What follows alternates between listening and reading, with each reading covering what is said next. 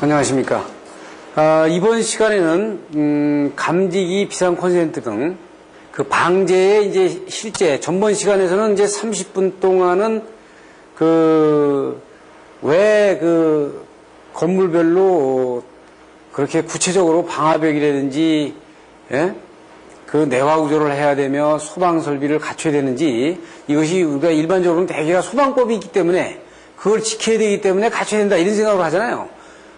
뭐 화재를 실제로다가 진압한다는, 그 다음에 조기에 미연에 방지한다는 저기도 있지만, 그 대개가 일반적으로 떠올리는 것이 법이라는 자체를 많이 떠올리는데, 그 자체로 하게 되면 이게 법으로다가 강제로 하는 것은 상당히 이렇게 좀 수준이 낮은 국가에서 시행하는 거거든요. 일반적으로 이제 선진국이 되면 이제 되도록이면 이제 어떻게 보면 법에서는 자율로 나눠놓고 자치적으로다가 경제의 손에 의해서, 보이지 않는 손에 의해서 컨트롤이 되도록 이렇게 만들어 가는 것이 아주 선진화된 기법입니다.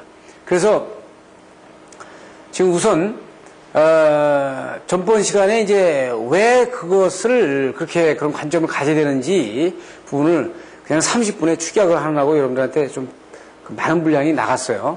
그래서 이번 시간에는 이제 구체적으로 우리가 기술사들이 공학적으로 기본적인 어떤 컨셉을 가져야 되는 부분들에 대해서 감지기와 비상 엘리베이터, 비상 콘센트 등을 종합적으로다가 비교해서 이 시간에는 한번 보도록 하겠습니다. 그럼 교재를 한번 볼까요?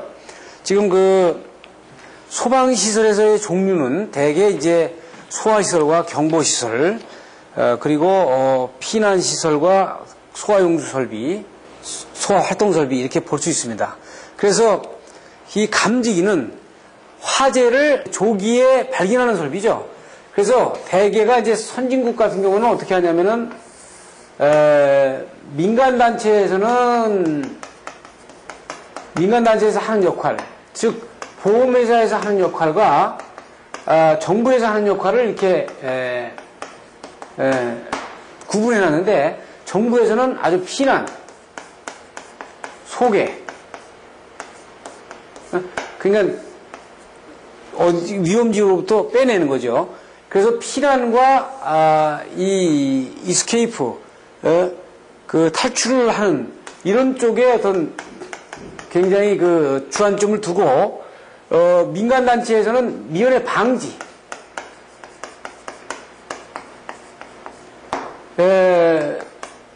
소방 화재 예방, 여기에 이제 어떤 보험회사에다가 역할을 주고, 정부에서는 일단 발생이 되면 그 발생된 상황으로부터 시민을 소개시키는, 거기에 임무를 중점적으로 두고 있단 말이죠. 그래서 이렇게 역할 분담을 아주 크게 이게 두 군데 이렇게 딱 나눠서 했기 때문에 실질적으로 우리는 이게 정부에서 이 부분까지를 다 막고 있는 거 아니에요. 그러니까 이것은 보이지 않는 손에 의해서, 경제적인 어떤 제어에 의해서, 만약에 화재 설비라든지 이런 부분들이 불비하게 하게 되면 돈의 페널티를 상당히 많이 먹히게 하는 그런 시스템으로다가 억제를 하고, 일단 발생이 된 거에 대해서는 정부가 안전하게 소개하는 이런 시스템 쪽으로 가고 있거든요. 그래서 지금 소방시설의 종류를 전반적인 부분에 이렇게 크게 나눠놓고 있습니다.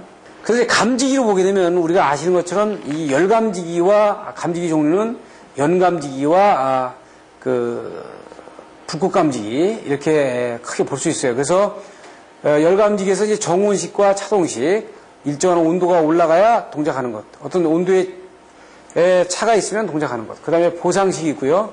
연기감지기에서는 광전식과 이온화식이 있을 수 있어요. 그 다음에 불꽃감지기에서는 자외선 불꽃감지기와 적외선 불꽃감지기. 자외선은 상당히 높은 온도에 화재를 발생할 때 감지하는 방법이고, 적외선은 상당히 낮은 온도에서 발생되는 화재를 감지하는 그런 감지기라고 볼 수 있습니다.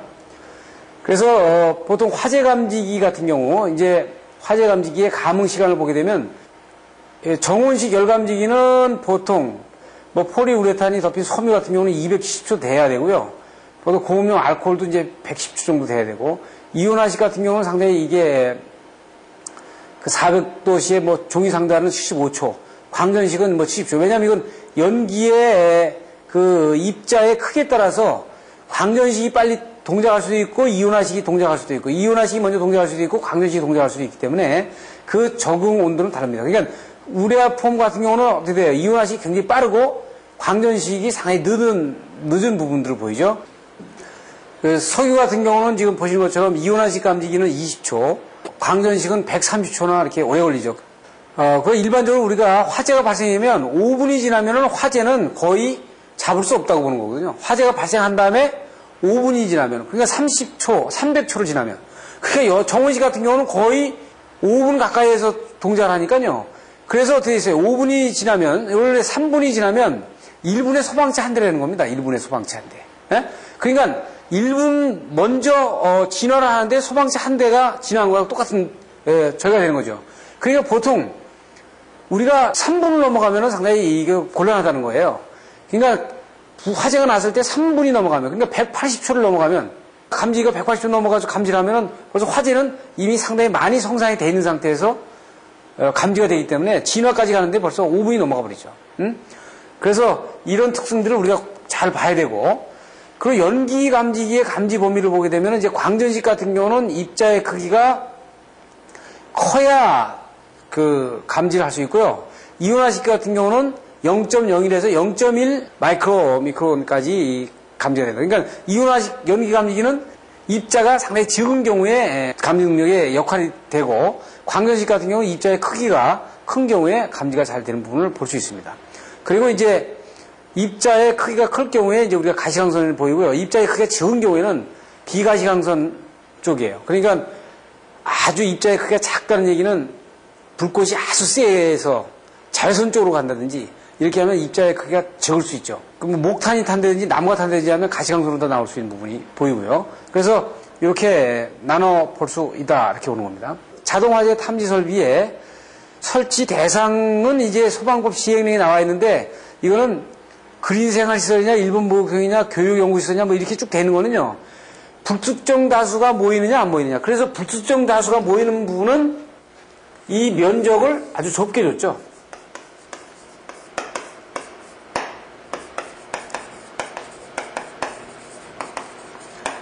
그 다음에 이 항상 인지된, 항상 고정된 사람이 출입하는 데는 이 면적을 넓게 줬다고요.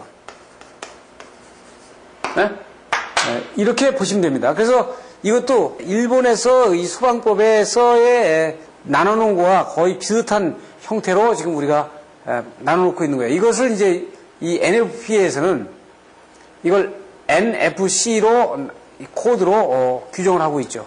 그래서 한국화재보험협회에서 이 NFC 전 코드를 번역을 해가지고 판매를 하고 있습니다만은 국내 소방법이 상당히 여러 가지로 맞지 않는 부분이 있어가지고 아직은 활성화되지 않는 상태를 보여주고 있습니다.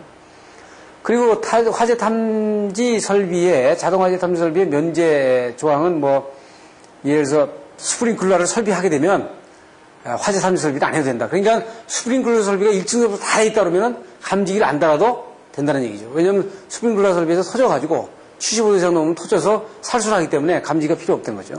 그래서 자동화재 탐지 설비의 일반 개통도는 지금 우리가 이렇게 구성을 해볼 수 있어요. 그래서 여기서는 연기 감지기를 SD로 나타냈고, 그 열 감지기를 HD로 나타냈고, 지금 EOLR은 이제 종단 저항을 여기서 나타낸 겁니다. 그럼 감지기의 구성에서는 보면은, 감지기는 이제 신호 방식에 따라서는 일반 감지기가 있고, 어드레스블 감지기가 있어요. 주소형 감지기가 있고, 아날로그형 감지기가 있다. 그 감지 방식에서는 열에 의해서, 연기에 의해서, 불꽃에 의해서, 기타. 이제 뒤에 아주 자세하게 여러분들한테 얘기가 되겠습니다. 그리고 이제 그 감지기를 선정하는 기준은 대개 소방법에서는 이게 4m 기준으로 되어 있는데요. 조금 이것은 우리가 이제 앞으로 시정을 해야 됩니다. 그러니까 이 4m다, 8m다, 이거는 의미가 별로 없어요, 이제는. 왜 그러냐면은, 지금은 이제 소방법에서는 지금 그렇게 규정을 하고 있기 때문에 그걸 따라야 됩니다만은, 예를 들어서, 여러분들 잠실 롯데월드 갔습니다만, 롯데월드에 도명이 있다, 이거야. 그럼 여기 돔이 20m 넘거든요. 그럼 여기 20m 넘으니까 뭐, 감지 설비 안 해도 됩니까? 네? 여기가 아니거든요. 20m 넘더라도, 할 수 있는 것들은 해야 되거든요. 네? 불꽃 감지기든지 할 수 있는 것들은 해놔야 돼요. 그러니까 뭐냐면, 법으로 다 이렇게 해놓으면, 아니, 20m 넘으면 안 해도 되는데, 그걸 안 해버린다고요. 그러면 화재보험으로다 하면 화재보험 측면에서 들어오면 여기 굉장히 위험성 있는 건물이죠. 그렇기 때문에 법보다는 앞으로 우리나라가 점진적으로 가야 될 것이 지금 당장은 안 되지만 점진적으로 소방법이 민간으로 넘어오고 그 다음에 소방중공검사를 화재보험에서 하고 이런 식으로 그 다음에 보험회사에서 그 건물의 요율을 등급을 매겨가지고 그 건물주로 하여금 그 경제적인 이득을 주도록 하면 이 높이는 의미가 없죠. 그러면 어떻게 돼요? 높이에 따라서 감지기를 설치하는 게 아니라 뭐 이 일반 3m 되는데도 전부 다 감지기 달아놓는 거예요. 예? 그래가지고 어떻게 돼요? 등급의 보험료율의 등급을 좋게 받으려고. 그러니까 이 법에서 하는 거는 항상 보면 제가 다시 말씀드리지만 한 차원 낮은 그 유도 방법이다 이런 얘기입니다. 그러니까 여러분들은 기술사라는 여러분들이 수험생이거나 여러분들이 기술사다운 어떤 생각을 가지려면 이 높이에 따라서 감지기를 달아야 된다는 생각 자체는 연연하는 부분은 떨어져 나와야 돼요. 네. 그러니까 기능상 어떤 세프티를 어떻게 가져갈 수 있느냐는 측면을 여러분들이 줘야지 이 법에 의해서 꼭 맞추겠다라는 생각은 떨쳐내는 것이 좋습니다. 여기 일반적인 이런 부분도 여러분들이 이 내용은 일반 소방법에 대한 내용이니까 참조하시면 되겠어요. 지금 보면은 스포트용 감지기의 설치 기준도 보면 차동식, 보상식 해가지고 일본이 이제 1종, 2종으로 나눠놨거든요. 예? 그래서 일본 도면을 보게 되면 감지기 달아놓으면 거기에 숫자에 연감지기 그러면 연감지기 옆에다가 뭐 정원시 같은 경우도 1종, 2종 이렇게 써놨습니다. 그러니까 이거는 대상 면적이 제곱미터. 그러니까 이 1종은 90해배까지 커버를 하고요. 2종은 70해배까지 커버를 한다는 얘기니까 이 1종이 어떻게 돼요? 더 센시티비하게 동작을 한다는 얘기입니다. 그래서 이렇게 분류하는 거는 여러분들이 참조를 하세요. 그리고 이제 공기관식, 차동식, 분포형 감지기 설치 기준도 여기 이제 뭐 그 감지 구역마다 그 다음에 검출부의 공기기는 100m 이하 뭐 이런 높이에 대한 규격이 나와 있고요. 연감지기도 설치 뭐 높이가 나와 있습니다. 1종, 2종, 3종으로 해가지고. 그래서 여기에 여러 가지 그 몇 메다, 뭐 넓이는 몇 메다, 높이는 얼마, 면적은 얼마, 여기에 대한 그 일반 법에서 나와 있는 부분들을 여기서 소개를 지금 하고 있는 겁니다. 여기도 마찬가지. 그리고 이제 감지기의 설치 면제 장소는 소방, 이것도 기술 기준에 관한 규칙에서 하고 있는데, 뭐 천장 또는 반자 높이가 20m 이상 되는 부분에서 행정자치부분 장관이 정하는 예외 장소가 아닌 경우에서는 이걸 면제 장소가 된다. 뭐 헛간, 부시성 가스가 처리하는 장소, 목욕탕, 뭐 화장실, 파이브 닥트 뭐 이렇게 돼 있는데 이거를 그 소방 기술 기준에 관한 규칙이라든지 이렇게 법으로다가 정한다는 자체가 좀 모양이 그렇죠. 여러분들한테 제가 얘기한 것처럼 이것은 그 건물 오너가 자기 건물을 보호하는 측면에서 판단하도록 맡겨놔야 되는 겁니다. 그래서 그 유용 유지가 되도록 해야 완벽하게 방지 설비가 되는 거예요. 그러니까 오죽 안 하면 법에서 이제 제재하고 하게끔 만들고 하는 것은 이제 후진국형이라는 얘기예요. 우리가 그것에서 이제 벗어나야 됩니다. 그러니까 옛날에는 그 법에서 제재하는 것이 나름대로 좀 우리가 못 살고 이 어떤 기준이 없을 때는 잘 그 공로가 있던 겁니다. 이제는 좀 의식이 선진화되고 이런 상태에서는 조금 이걸 자율적으로 가면서 경제적으로 제재하는 쪽으로 가는 것이 훨씬 좋은 효과를 가져오지 않나 이렇게 봐요. 감지기 배선 방법에서 일반 감지기에서는 이제 수동 발신기를 맨 뒤에다 놔놓고 일반 감지기가 설치되어 있는 거죠. 그래서 이 감지기를 몇 개까지 다느냐, 뭐 20개까지 다느냐, 뭐 10개까지 다느냐는 기준이 이제 여러 가지 기술적으로다가 나눠질 수 있어요.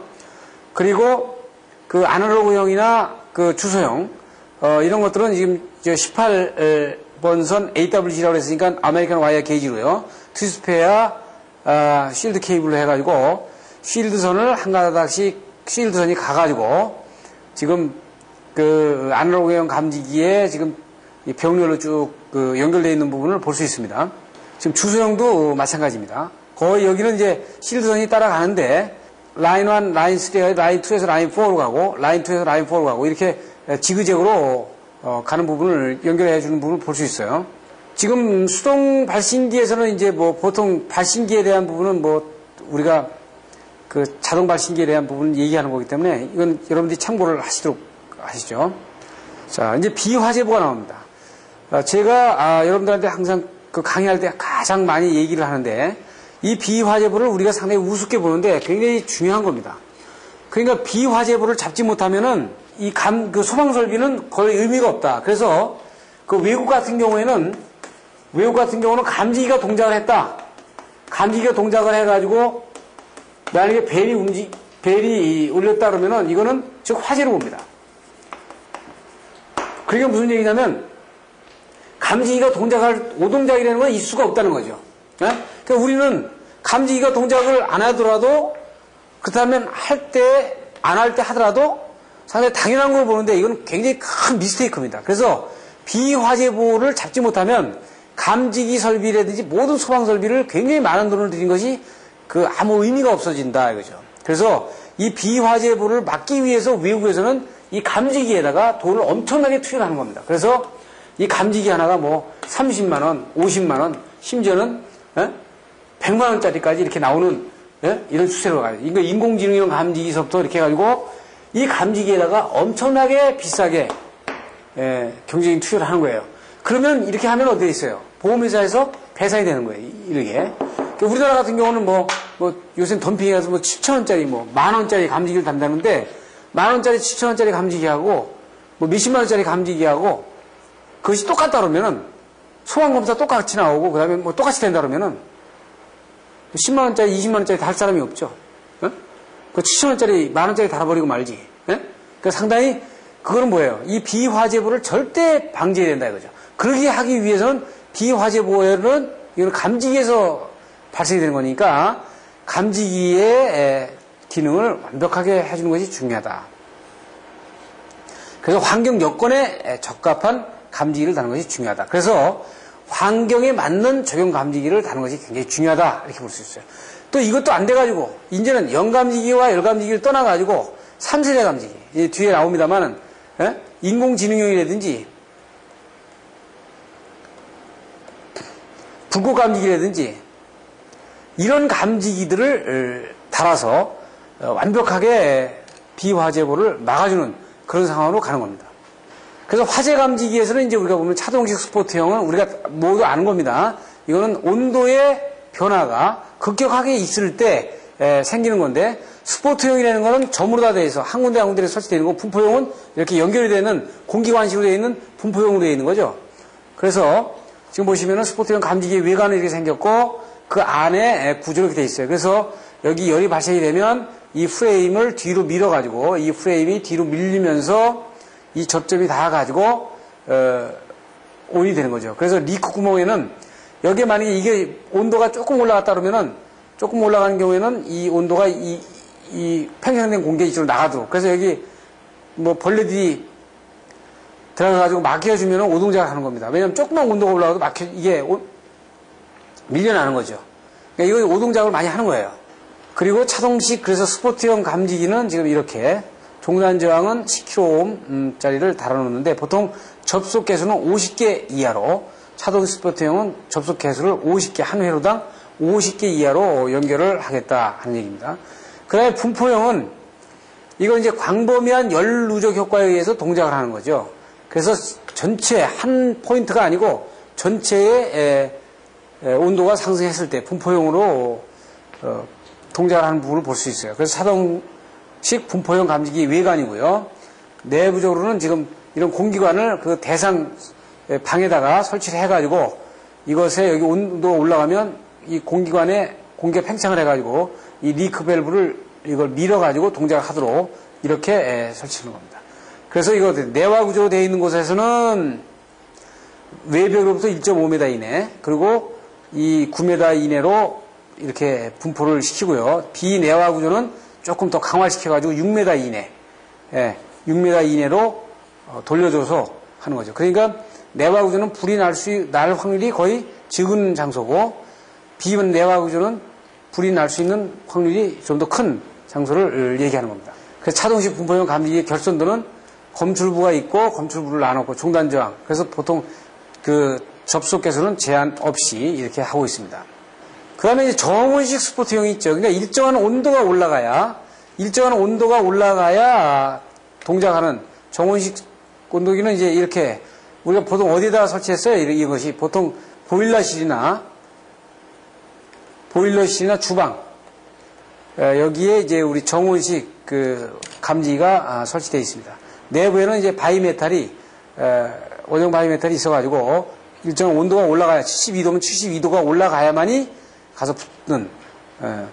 그래서 종단저항 이것도 10kg으로다가 달고요. 그런데 이것이 정원식이 이제 문제가 있죠. 그러니까 만약 72도에 동작하면은 여름에도 72도, 겨울에도 72도니까 만약에 이걸 72도 달았으면 겨울에는 0도서부터 72도까지 올라가야 되고요. 여름에는 여름 온도가 20도라면 20도에서 72도가 올라가니까 여기 마진이 이건 52도고 여긴 마진 72도 아닙니까? 그러니까 20도 차이 나니까 여름에 불났을 때와 겨울에 불났을 때 문제가 있잖아요. 겨울에 불났을 때 더 빨리 동작을 해야 되는데 늦게 동작하잖아 이게 지금. 그러니까 이게 다 오동작이란 말이죠. 그러니까 감지기가 이 마진을 자동으로다가 내려가는 거 이거 인공지능형 감지기로 되는 겁니다. 그러니까 돈이 많이 들어야죠. 그러니까 감지기가 주위 온도를 센싱해가지고 자기 스스로 마진폭을 자기가 조정하고 동작을 올라가고 이렇게 하려면 감지기가 얼마나 비싸야 되겠어요? 상당히 비싸야 되겠죠. 그 대신 이제 정원식은 오동작이 없는 겁니다, 원래. 이게 오동작이 없죠. 바이메탈이 지금 보시게 되면 일단 72도가 올라가면 이거 반드시 동작하니까. 그러니까 이건 오동작이 없는 감지기로 우리가 볼 수 있는 겁니다. 그 대신 이제 온도가 이 온도까지 올라가야 되니까 시간이 많이 걸리잖아요. 그렇기 때문에 그것이 또 단점이 되는 거죠. 그래서 분포형으로 나누는 부분이에요. 그래서 이것이 뭐예요? 정원식 스포트형 감지기의 방폭형입니다. 방폭형이고 내부적으로 다 보게 되면 이것은 이제 지금 정원식 스포트형 방수형이 되는 거고요. 내부적으로 보면 방폭형이 안에 이게 72도가 넘어가면 이 접점이 가서 붙도록 이렇게 되어 있는 겁니다. 자, 이제는 이제 온도에 대한 그 감지기 말고 연감지기를 들여다보겠습니다. 우리가 이제 그 온도가 올라가는 거로도 못 잡고 그 다음에 온도의 편차라는 것도 못 잡고 하면 왜 그러냐면 그건 정원식이나 차동식은 시간이 많이 걸리지 않습니까? 그럼 어떻게 돼요? 연기가 가장 빨리 올라오죠. 불이 나면 연기가 가장 빨리 올라오니까 조기에 화재를 막을 수가 있다. 그래서 어떻게 돼요? 감지기도 처음엔 정원식과 차동식부터 출발한 겁니다. 그런데 좀 더 빠르게 그거는 단점이 뭐냐면은 시간이 많이 걸린다는 거예요. 그래서 어떻게 돼요? 연기를 잡아가지고 동작하는 연기 감지기가 우리가 이온화식 연기 감지기와 광전식 연기 감지기로 볼 수 있어요. 지금 보시면 이건 화재가 발생이 되면 외부 이온실에 연기가 투입되고 이것이 이온 전류가 감소해가지고 내부 이온실과의 외부 이온실과의 전압비가 달라져가지고 화재 발생을 감지하는 부분이거든요. 그래서 그 내용을 보게 되면 이렇게 볼 수 있어요. 지금 이온화식 감지 연기 감지기고요. 외형이고 이게 이제 내부 이온실이 이게 스탠다드가 되는 겁니다. 이게 이건 고정이야. 고정이죠. 그럼 외부 이온실에 이게 연기가 들어가는 겁니다. 연기가 들어가면 이게 발광기고 수광기가 되면 어떻게 있어요? 연기가 빛의 흐름을 방지를 해. 그러니까 전자의 흐름을 방지한단 말이에요. 그럼 전류가 줄어들거든요. 여기 전류가 줄어든단 말이에요. 전류가 줄어들게 되면 이 스위칭으로 해서 그걸 판별을 하는데 어떻게 하냐면 지금 보시는 것처럼 전류가 정상적으로 이건 고정이거든요. 스탠다드입니다. 이게 내부 이온실이에요. 그럼 이때 전류가 이만큼 흐르는데 여기 외부 이온실에 이만큼 전류가 이렇게 떨어집니다. 떨어지게 되면 이 전류 떨어진 거에 의해서 전압이 이 차가 이렇게 떨어지거든요. 그러면 요 차를 델타 V만큼을 검질해가지고 이걸 증폭을 해가지고 동작하는 겁니다. 이것이 이온화식 감지기거든요. 그러니까 여러분들이 답안지에다는 이런 그래프를 반드시 넣어줘야 돼. 제가 이제 마지막 시간에 답안지 작성하는 거에 대해서 쭉 설명하겠습니다만 이런 그 그래프들을 완벽하게 이해해가지고 여러분들이 넣어줘야 됩니다. 그래서 이온화식 연기 감지기의 결선도는 이게 감지기의 이제 작동 원격 표시기가 있고 보통 20개 이하로 종단 저항도 이것도 10kΩ으로다가 종단 저항을 맞춰주죠. 그리고 광전식은요. 광전식은 두 가지가 있어요. 비축척형이 있고 축척형이 있고. 축척형이라는 건 광전식 감지기 안에 연기가 한동안 정체를 하고 있다가 나중에 동작하도록 만드는 거예요. 그러니까 왜냐면 비축척형은 담배를 만약에 피웠다 그러면 담배 연기가 올라가가지고 바로 그냥 동작을 벌이잖아요. 그럼 오동작 아닙니까? 담배가 뭐 불이 난 게 아니잖아요. 그러니까 그걸 막기 위해서 감지기에 연기가 좀 들어와서 한동안 있다가 일정하게 그 연기가 계속 지속이 될 때 감지기가 동작하도록 하면 화재가 아니면 동작을 안 하는 거죠. 화재가 발생되면 그 암상자내에 연기가 유입되고요. 발광소자의 이제 그 안에, 상자 안에서 빛을 산란하는데, 이 수광소자에 빛이 들어오는데 연기로 인해가지고 더 산란이 되는 부분이죠. 그러니까 흰 연기면 산란이 아주 잘 되겠죠. 검은 연기가 들어오면 산란이 안 될 겁니다. 그죠? 그러면 빛을 쏴주는데, 어때요? 빛을 쏴주는데 이 안에 흰 연기가 들어와 버리면 빛이 더 산란이 많이 될 거예요. 근데 검은 연기가 들어와 버리면 산란을 막죠. 그래서 어떻게 돼 있어요? 지금 이 부분의 신호 증폭 한 뒤에 수신기 충돌하는 거니까 연기의 종류에 따라서 좀 달라져요, 이게. 그래서 비화재 보호를 방지하기 위해서는 이제 신호 감지 후에 2.4초 후에 간격으로 2번 연속 신호가 들어올 때는 화재 발생을 통보하면 이게 축적형이 되는 겁니다, 이게. 에? 그래서 여기 비축적형과 축적형으로 나눠줄 수 있는 거예요. 그러면 이제 외관은 이렇게 생겼어요. 광전시 연기 감지 외관이 이렇게 생겼고, 지금 이제 암상자가 있으면은 여기에 불이 안 난 상태에서는 연기가 없는 겁니다. 그럼 불이 난 상태에서 연기가 들어가면 이것이 산란이 되겠죠, 이렇게. 산란이 되면서 어떻게 있어요? 이 수광소자가, 이 산란이 안 됐을 때는 수광소자가 빛을 얼마 받지 못해요, 그죠? 그런데 이 빛이, 이 연기가 들어가면 해가지고 산란이 되면 이 수광소자가 빛을 받지 않습니까? 그 스위칭 하는 거예요. 근데 이 검은 연기 들어와 버리면 산란이 안 되죠. 검정 연기가 들어오면. 그래서 이건 어떻게 되면 일치형이 있고 이렇게 불령이 있어요. 수광부가 있고 이 빛을 발사하는 부가 있고, 이건 거리가 먼 경우에 수광부와 발광부를 별도로 나눠놓죠. 이런 경우에도 이제 우리가 공식 감지 거리에 따라서 동작 레벨이 달라질 수 있는 부분을 볼 수 있어요. 그래가지고 보통 어떻게 하냐면 1.5초 후에 들어왔다가 연기가 그냥 없어버렸어. 그러면 신호가 없잖아요. 그러면 비화재 보다가 이때 동작하면 비화재 보가 되는 거죠. 예? 그러니까 이게 두 번 계속 신호가 연기가 차 있던 것을 보여줘야 이게 화재 감지로다 돼서 동작을 하도록 이렇게 보여주는 겁니다. 그래서 결선 방법은 10kΩ 또 똑같은 정단 저항에 이런 방법보다 결선하는 것은 똑같은 방식으로다가 결선을 하고 있죠. 그래서 축적형은 다시 말씀드리지만 10초 이상 축적을 해가지고 60초 이내로 제한하고 있죠. 그래서 이것은 일정한 시간 동안 축적을 해가지고 감지하도록. 이거는 일반 비축적형이 감지가 저기가 많으니까, 비화재가 많으니까 축적형의 연감지기를 쓰는 것이 실제 상황에서 많이 사용하고 있는 방법입니다. 그래서 광전식 연기감지기의 축적형은 지금 그림에서 보는 바와 같이 외관은 이렇게 대표적으로 외관이 이렇게 생겼고요. 그래서 20초에 이내에 이제 감지를 해가지고 20초에서 한 40초 정도 축적을 한 다음에 그 다음에 이제 경보 신호를 내는 어떤 시그널을 주는 이런 방법으로 하는 것이 가장 그 비화재보를 막는 방법이죠. 가장 실무에서 지금 가장 많이 쓰는 방법입니다. 그러니까 광전식 연기 감지를 쓰게 되면 축적형으로 쓰는 경우가 상당히 많다. 축적형은 비화재보가 많기 때문에요. 그래서 끼견의 경우는 연기가 들어왔다가 다시 또 들어왔다 이렇게 되니까 이럴 때는 어떻게 돼요? 통보를 안 하는 거죠.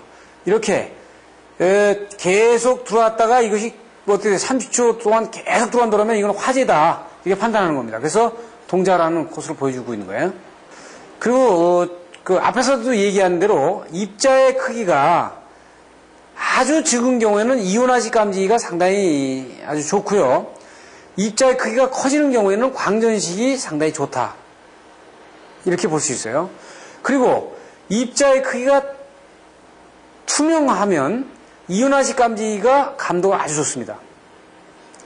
그리고 광전식은 밝은색, 왜냐하면 산란이 많이 돼야 되니까 밝은색일 때 상당히 아주 감도가 좋고, 만약에 검정 연기가 들어와 버리면요 감도가 떨어지죠. 예? 감도가 상당히 떨어지는 부분을 보여주셨어요.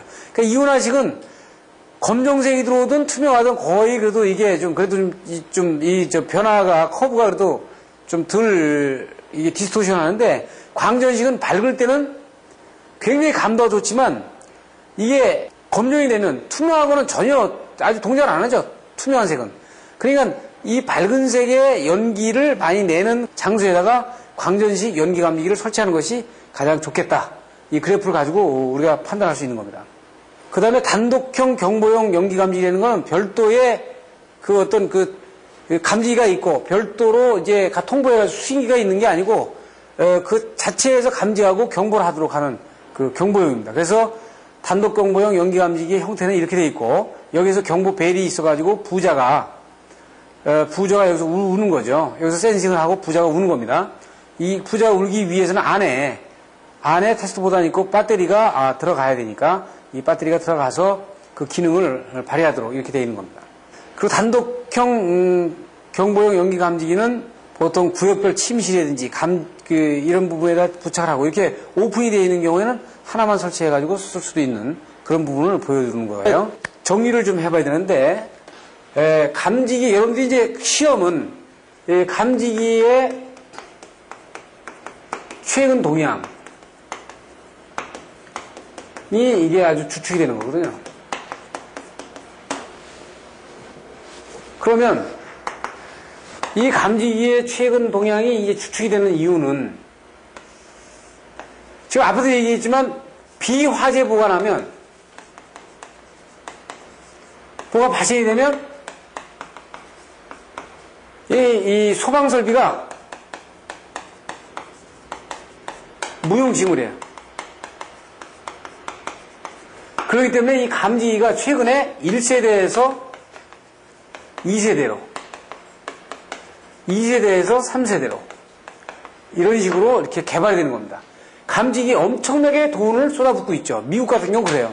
감지기에 굉장히 많이 돈을 쏟아붓고 있습니다. 우리나라는 이게 안 됩니다. 왜 안 되냐면 아까 말씀드린 10,000원짜리 감지기나 10만원 감지기나 10만원짜리 감지기나 소방검사 똑같이 나오기 때문에 이건 상당히 좀 문제가 있는 거죠. 그래서 보험으로 하지 않으면 감지기도 기술 개발을 할 수가 없는 거고 감지기에 어떤 그 비화재를 막기 위해서 업체가 노력도 안 하는 거고 이렇게 될 수 있어요.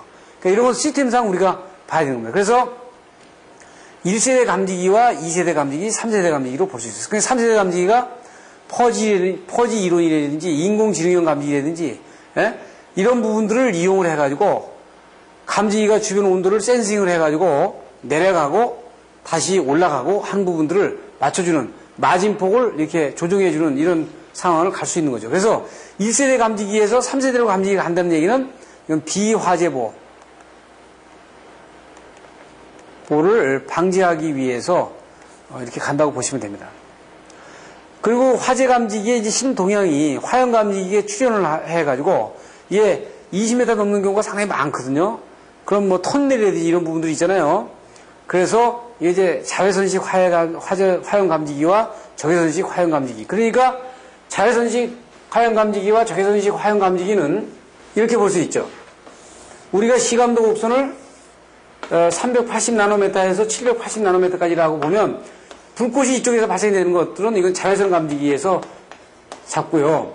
이쪽에서 발생되는 것들은 이 적외선 감지기 하는데 이게 어떻게 돼 있어요? 화재 종류에 따라서 아주 불꽃이 높은 에너지를 내는 불꽃을 내는 데가 있고 적은 불꽃을 내는 데가 있잖아요. 만약에 전기 화재 같은 경우는 상당히 불꽃이 아주 에너지가 크겠죠. 나무가 탄다든지 하면 불꽃 에너지가 적단 말이에요. 그래서 이건 감지기를 복합형으로 다 할 경우에는 적외선과 자외선을 같이 합쳐서 감지기로 할 수도 있습니다. 그래서 감지기의 아날로그화, 즉 이 감지기 아날로그화는 감지기가 일반적인 감지기는 감지기 자체가 어떻게 돼 있어요? 감지기가 ON을 하면 이거 화재 아닙니까? 이게 되니까 안 되겠다는 얘기지. 넌 감지기는 ON 오프 하지 말라는 얘기죠. ON 오프 하지 말고 그냥 상태만 보내. 지금 온도가 몇 도다? 지금 온도가 지금 10도다. 뭐 20도다. 30도다. 이렇게 보내주면 이 화재라는 판단은 수십만에서 하겠다 하는 얘기입니다. 그래서 이 아날로그형 감지기 배경은 화염 정보의 신뢰성을 좀 향상시키기 위해서 다른 감지기와 이 감지기에서 그 신호를 지속적으로다가 계속 정보 기능으로다가 수신을 해가지고 판단을 어디서 하냐면 수신반에서 하는데 감지기가 하지 못하도록 하는 거죠. 그렇지만 정온식이나 차동식은 어떻게 돼요? 그 감지기가 온, 오프를 하면 수신반에서는 화재로다가 인식할 수밖에 없잖아요. 그래서 그거를 막아주기 위한 겁니다. 그래서 종래 시스템에서 아날로그형 감지기로 가는 것이 상태를 알려줘가지고 시스템의 기능 유지를 크게 상상시키는 문제를 보여주고 있는 거예요. 그래서 여기서도 마찬가지 아날로그를 디지털로 변환해서 전송으로 가고 이걸 전송선으로다가 보내가지고 어드레스를 설정하고 제어 출력부에서 어떤 부분에서는 전송 제어부를 제어하는. 그러니까 이것도 어떻게 돼요? 상태를 그대로 보내줘야 되니까 만약에 여기서 10도, 20도, 30도 이래 되면 감지기가 이렇게 동작을 하면은 이 상태로 어떻게 됐어요? 여기까지 어떻게 됐어요? 10도, 20도라는 상태로 보내줘야 될 거 아니에요? 그럼 어떻게 이 라인에다가 10도, 20도, 30도 보낼 수가 없죠. 그러니까 어떻게 돼요? 아날로그 신호를 디지털로 바꾸고. 그래서 디지털을 다시 아날로그로 변환해가지고 지금 아까 DSP에서 얘기한 겁니다. 그러니까 감지기에까지 어떻게 돼 있어요? 이 디지털이 들어온 거예요. 그렇지 않으면 이것이 불가능하죠. 우리가 R형 감지기가 처음에 들어와서 그런 기능을 했던 것처럼 그렇게 볼 수 있어요. 그래서 개별 어드레스를 설정을 해가지고 감지기는 개별 어드레스는 고유 번호를 가져가지고 수신기에서 순차 검색을 해가지고 수신기에서 감시를 하죠. 즉 지금 R형 같은 경우도 마찬가지 아닙니까? R형 같은 경우도 리피터가 있으면 수신반이 있으면은 모든 감지기에 여러 개의 감지기가 아날로그 신호가 이 R형 수신반으로 가가지고 여기서 어떻게 됐어요? 이건 1번이다, 2번이다, 3번이다, 4번이다 이렇게 어디에서 주는 거거든요. 그럼 수신반에서 1번, 2번, 3번, 4번 이렇게 주면 1번에서 동작을 하게 되면 신호는 1, 0, 1, 1, 0, 1, 0, 1이다. 이렇게 되면 2번 감지기는 1, 0, 1, 1, 1, 1, 0, 1 이렇게 되면 이거 어떻게 있어요? 2번 신호가 감지하면 이 리피터에서는 이 신호를 만들어서 보내주는 거예요. 그러면 이 수신반에서는 이 신호를 받으면 2번 감지기가 동작했구나. 이렇게 아는 거죠. 그리고 이제 그 특수 용도 감지기가 있습니다. 초밀입자 감지기와 이제 초감도 연기 감지기가 있는데 초감도 연기 감지기라는 거는 이 공기를 샘플링합니다. 이 관에서. 그래가지고 레이저 발광수자가 쏴줘요. 쏴주면 이 부분이 어떻게 있어요? 만약에 여기에 연기가 들어오질 이 연기가 만약에 없는 상태 같으면은 여기서 발광 레이저로다가 쏜 이 빛의 상태하고 수광수자에서 그 센싱한 상태하고 세팅을 딱 해놓으면 정상 상태가 세팅이 되죠. 근데 만약에 연기가 이 후에서 들어와가지고 어떻게 돼요? 그 발광 소재의 빛을 막으면은 정상 상태 세팅한 수광 소재에서의 그 상태가 달라지지 않습니까? 그러면 그걸 증폭을 해가지고 화재로다가 판단하는 이런 부분으로다가 이제 보는 거예요. 그러니까 이런 것들은 크림룸 같은 경우에 아주 연기가 조그만 연기라도 그 화재로다가 많은 연기가 들어오지 않으면은 일반 광전식이나 이온화식은 많은 연기가 들어와야 되잖아요. 그러니까 조그만 연기가 들어와도 화재를 빨리 조기에 잡아야 될 때에서는 크림룸 같은 경우에는 화재가 발생하는 그 발생할 수 있는 개소에다가 그 근처에다가 이 초감도 연기 감지기를 놔가지고 공기를 샘플링을 해가지고 조기에 화재를 감지할 수 있는 이런 방식을 택할 수 있는 거예요. 덕트형 연기 감지기가 지금 앞에 말씀드린 내용입니다. 그래서 이거 에어 핸들링 유니트 시스템을 정지시켜서 전 지역의 연기 순환을 방지시켜야 되니까 상당히 문제가 있다. 그러니까 이 크림룸 같은 경우는 계속 에어 핸들링 유니트가 돌아가거든요. 그래서 헤파 필터를 통해 가지고 계속 공기를 집어넣기 때문에 그 연기에 대한 그 센싱이 그렇게 용이하지는 않다고요. 그런 부분에서 이제 우리가 이 감지기를 사용할 수 있는 부분을 볼 수 있는 겁니다. 지금까지 말씀드린 거는 감지기가 일단 전반적인 부분을 다 감지하는 거죠.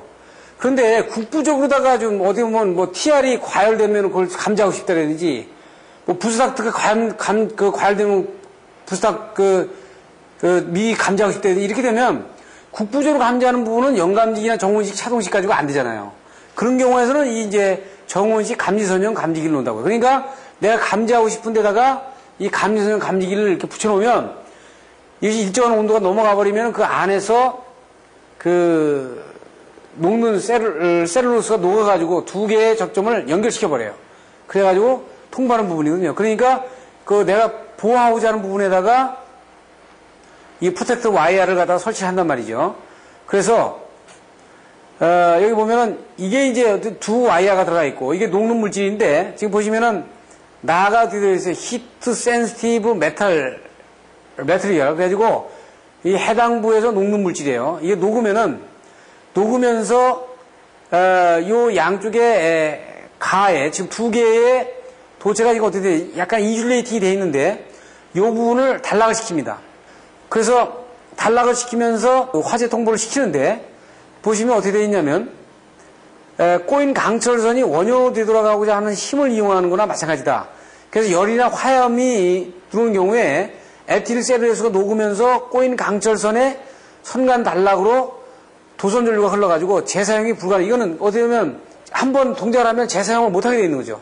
그러니까 이것은 뭐냐면 어떤 장점이 있냐면은 여러 가지 환경성에 좋은 문제, 그 다음에 국부적으로다가 아주 설치할 수 있는 문제, 방폭 지역의 위험 지역에서 설치하는 문제, 하나의 회로로다가 한 1067m까지 포설이 가능한 문제, 그리고 만약에 훼손이 되면 그걸 잘라내고 새 것으로 연결을 시켜가지고 그 부분을 조인을 시켜서 새로 사용할 수 있는 문제들이 있죠. 그래서 지금 보시는 것처럼 상당히 그 방폭 지역에서 상당히 많이 쓰고, 그리고 전기실이라든지 이렇게 국부적으로다가 화재를 감지하는 곳에서 상당히 많이 쓰는 감지 형태라고 볼 수 있습니다.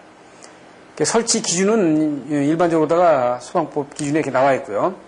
그리고 이제 연소음에 의한 화재 감지 시스템이 있어요. 이거는 아주 특수한 장소에 쓰이는데, 예를 들어서 여러분들 화재가 나면 전기 같은 경우 만약에 단락이 생기면 푸식푸식 하면서 나겠죠.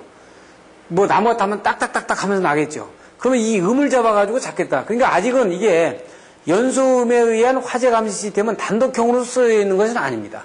그러니까 단독으로 연소음 화재 감지기가 쓰여가지고 단독으로다가 쓰여지는 것은 아니고, 이것은 어떻게 돼요? 다른 감지기와 병행을 해가지고, 불꽃 감지기든지 다른 감지기와 병행을 해가지고 소리를 잡아서 미리 감지할 수 있는 방법을 가능하겠다. 그러니까 이건 가청력과 초음파역과 초저주파역에 센싱을 하는 것을 잡아가지고 할 수 있는 것이 있겠다. 그래서 이거는 가청력은 일반 작품과 구별이 어려우니까 어렵죠.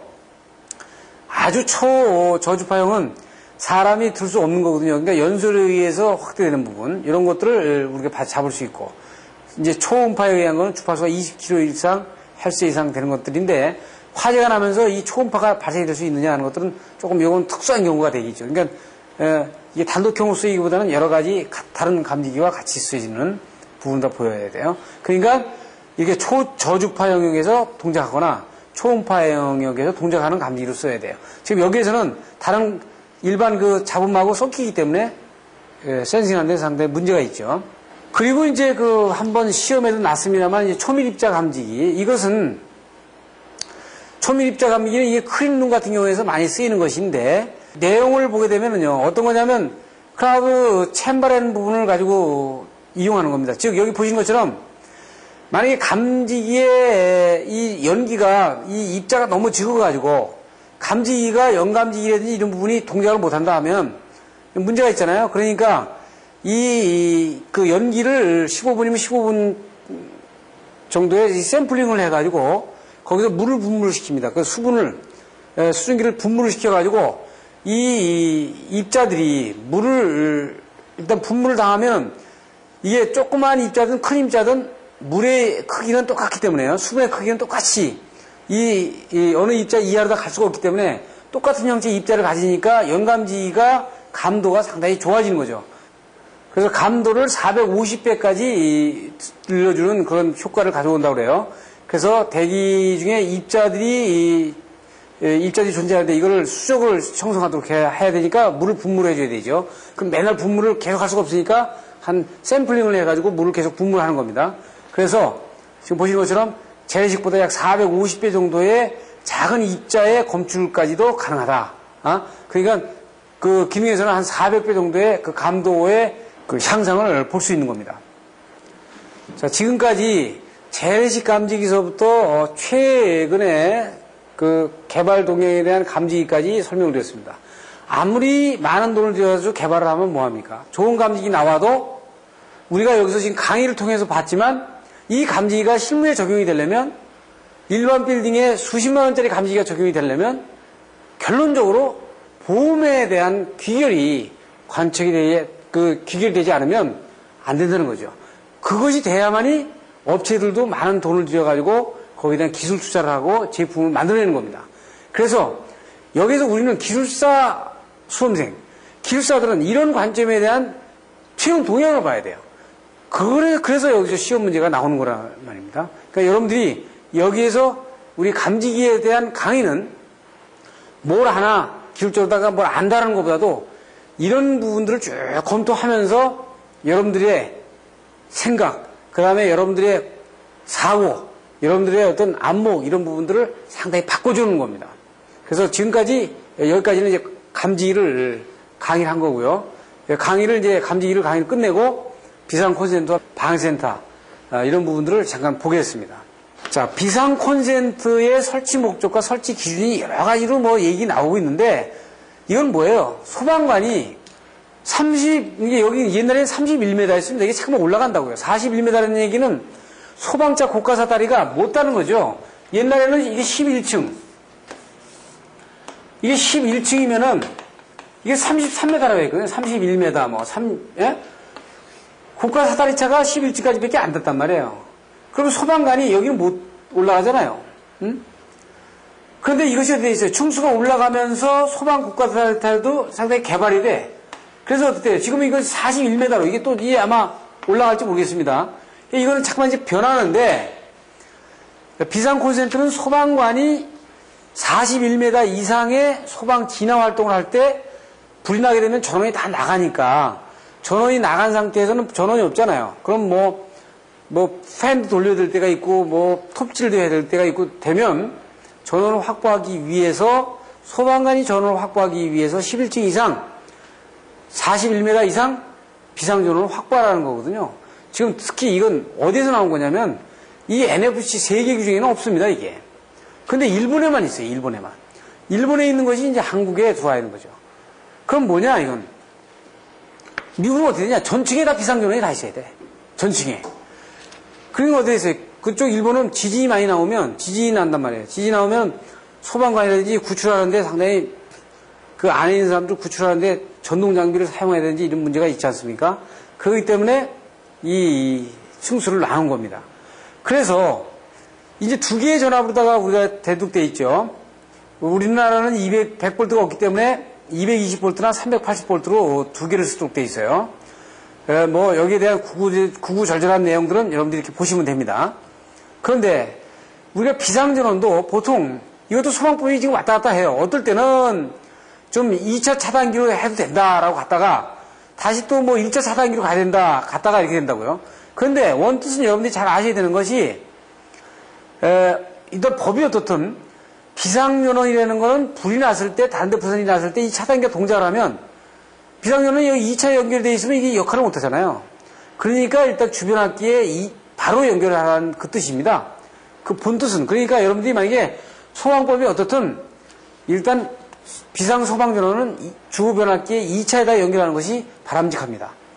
그리고 이 비상 콘센트에 여러 가지 내용들이 있습니다만은 여러분들이 잘 알아야 될 것은 반드시 비상 콘센트에 비상전원에서 연결이 돼야 되고 이것이 내화전선으로다가 연결이 돼야 되는 거예요. 그러니까 FR8로 반드시 연결돼야 되는 내용이 가장 중요한 내용이고 그리고 장소는 어디에 하냐? 비상 콘센트 함은 반드시 어디에 있어야 되냐면 비상용 엘리베이터의 면한 그 비상계단의 전실에 있어야 됩니다. 그래서 비상용 엘리베이터를 타고 소방관이 나와가지고 비상 콘센트 함에다가 전원을 꽂아가지고 이쪽에 진화 활동을 하도록 하기 위해서 있어야 되기 때문에 비상 콘센트는 반드시 어디에 가 있어야 되냐면 뭐 사무실 곁에 가 있어야 되는지 이게 아니고 이 비상 계단과 비상용 승강기에 면하는 그 전실에 비상용 콘센트가 반드시 설치되어야 된다는 것이 가장 중요한 내용입니다. 그래서 이 비상전원으로다가 연결이 되고요. 이건 단상 여기는 지금 일본 자료이기 때문에 그러는데 어떻게 이거 단상은 우리는 220이고 3상 380V가 공급이 되는 거죠. 그래서 11층 이상. 그래서 10개소. 이쪽에 10개소 이상을 넘어가면 안 되죠. 그게 10개소 이상 되면 또 다른 휘다가 별도로 다른 휘다가 위로 올라가야 되죠. 이렇게 비상 콘센트를 설치한다. 즉 목적이 뭐냐? 소방관이 소방 진화를 하기 위한 목적이다. 위치가 어디냐? 비상계단과 비상 엘리베이터의 전실이다. 회로의 공급은 어떠냐? 지금 여기서 보는 것처럼 10개 개소를 넘기지 못하고 비상전원에서 단독으로 받아야 된다. 우리나라에서 불이 나가지고 비상 콘센트를 사용한 예에 대해서는 제가 아직 사용했냐 안 했냐에 대한 거는 아직 들어본 적이 없습니다만 일단 설치를 지금 하도록 이렇게 되어 있습니다. 마지막으로 방제센터에 대해서 간략하게 설명을 하겠습니다. 지금 제가 지금까지 강의한 내용의 아주 핵심이라고 보시면은 어떻게 하냐면 감지기하고요. 감지기하고 방센터를 이렇게 볼 수 있어요. 자, 보세요. 감지기는 아주 말단의 센서거든요. 그렇죠? 화재를 아주 초기에 감지해내놓는 그 어떤 책무를 이 감지기가 두고 있죠. 그래서 감지기에서 비화재 보관하면 안 된다는 거지. 그러니까 오동작을 하면 안 된다는 얘기예요. 그러면 이 신호를 받아가지고 최종 어떤 결정을 짓는 거는 방지센터거든요. 그러니까 방지센터에 모든 수신반들이 다 있지 않습니까? 그렇기 때문에 즉 이 얘기는 어떻게 되냐면 감지기와 이 방지센터가 제 역할을 하지 못하게 되면 전체 소방 설비는 아주 무력화되는 겁니다. 그래서 방지센터는 평상시에는 이제 이 수신반들이 리모팅을 하는 건 주 업무지만 이게 이제 화재가 발생이 됐을 때는 이 화재 발생 시에는 여기 이 방지센터는 최후의 피난처가 아니라 최후의 어떻게 보면 통제센터가 되는 거거든요. 그래서 방지센터에는 우리가 일반적인 부분을 보면요. 뭐 엘리베이터에 감시반 다 들어와 있죠. 감시반 들어와 있고 기계, 공조, 전기에 제어, 라인에 수신반이 다 들어와 있죠. 뭐 전기 시계, 뭐 CCTV, 각종 시큐리티 전부 다 총합이 돼가지고 여기 24시간 사람이 근무 인원이 상주하면서 전 빌딩을 리모팅을 하는 거예요. 그러니까 이 방센터는 지금 미국 같은 경우는 그렇다고 그래요. 만약에 100층 넘는 초고층 같은 경우는 불이 나면은 그 소방서의 그 건물에 도면이 전부 다 마이크로칩으로 다 입력이 돼가지고 소방관이 출동을 하기 전에 그 건물의 1층 레이아웃이 어떻게 되고 어디에 방센터가 있고 그리고 전체 주요 피난처의 구조는 복도는 어떻게 되어 있고 하는 거를 갖고 간다 그래요. 그러니까 이 방센터는 위치가 이 위치를 잡는 일이 가장 중요한데 뭐 우리나라 소방법은 많이 이것이 어떻게 있어요. 뭐 1층이어야 된다 했다가 1층은 상당히 비싼 지역이니까 지상 1층이나 지하 1층으로도 된다. 그 대신 피난 계단이 두 군데로다가 통로가 두 군데 있어야 된다. 그래서 요새는 지하 1층에 대부분 많이 둡니다. 지하 1층이 많이 두는데 이 위에가 막혀있는 공간에 두는 것이 아니라 오픈 스케일로 되어 있는 쪽에 지하 1층이 많이 놓는데 위치는 뭐냐면 첫째는 가장 중요한 거는 소방관이 접근하기 용이해야 돼요. 그 다음에 두 번째는 이 방지센터가 화재로부터 최후의 통제센터가 돼야 되니까 화재로부터 안전하도록 돼야 되기 때문에 이거 다 전부 다 내화 구조로 돼야 되고 그리고 건물 배치해서 화재로부터 가장 안전한 장소로 가야 됩니다. 그렇기 때문에 1층이 가장 좋은 거예요. 1층이 가장 좋다. 네? 1층이 최후의 피난처에서 가장 안전한 장소 아닙니까? 그래서 지하 1층이나 지상 2층만 돼도 어떤 화재로부터 조금 영향을 받을 수 있죠. 이런 것에 대한 만족을 시켜가면서 지금 여기 교재에 나와 있는 뭐 41m 이상 또는 11층을 초과하고 만회 배 이상 건물로 이제 비상 엘리베이터가 설치가 의무가 되는 건물. 벌써 비상 엘리베이터가 설치될 정도면은 방센터가 필요하다는 얘기죠. 그리고 미국 같은 경우는 뭐 지상 5층이나 2만 회배 이상 건물에 설치를 의무화하도록 이렇게 되어 있는 부분을 볼 수 있습니다. 그리고 기능상 중앙 감시를 계통적으로 하는 것이기 때문에 방제에 대한 부분도 중요하지만 이제 화재에 대한 부분도 중요하지만 어떤 시큐리티라든지 안전, 방범 이런 것들에 대한 임무가 상당히 많이 주어집니다. 그래서 방센터가 일반적으로 갖춰야 될 기능에 대해서는 방제 활동을 원활하게 용이하게 할 수 있는, 또 안전하게 피난을 유도할 수 있는, 사태를 진압할 수 있는, 그렇기 때문에 통제센터가 되는 거죠. 그 지휘통제가 용이하고, 그래서 지금 말씀드린 대로 지휘통제의 역할이 대부분 주어진 거다. 그래서 가장 정확한 위치는, 제일 좋은 층은 1층이라고 볼 수 있다. 그리고 비상 엘리베이터와 피난 계단과의 그 상호 연계성이 좋아야 되죠. 그리고 그 불연제로 사용해야 되고, 이 소방관들이 아주 쉽게 접근이 가능하도록 이런 장소에 설치가 돼야 되는 것이 방센터의 주적입니다. 근데 1층이 이제 가장 아주 로얄층이 되고 가장 비싼 지역이 돼서 방센터가 위치에 면하지는 상당히 일반적으로 제한적인 요소가 있죠. 그래서 대개 어떻게 하냐면 지하 1층에, 그러니까 어떤 초고층 빌딩이면은 초고층 빌딩에 이게 랜드스코프 해가지고 이 반지하로 해가지고 이 오픈 스케일이 많잖아요.